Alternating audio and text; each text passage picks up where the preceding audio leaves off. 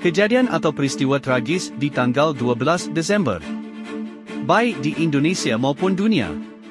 Tsunami Flores, 12 Desember 1992. Tsunami dahsyat melanda Pulau Flores, Nusa Tenggara Timur, pukul 13.29 WITA, dipicu gempa bumi bawah laut magnitudo 7.5, menghancurkan desa-desa pesisir seperti Maumere dan Paga.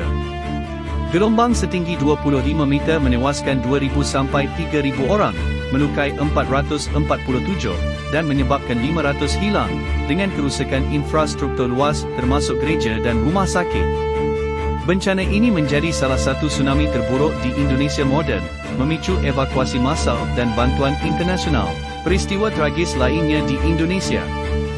Serangan Belanda ke Nari, Pariaman, Sumatera Barat pada 12 Desember 1948 selama agresi militer kedua, melibatkan tembakan meriam dari kapal perang kerana ombak besar menghalangi pendekatan darat.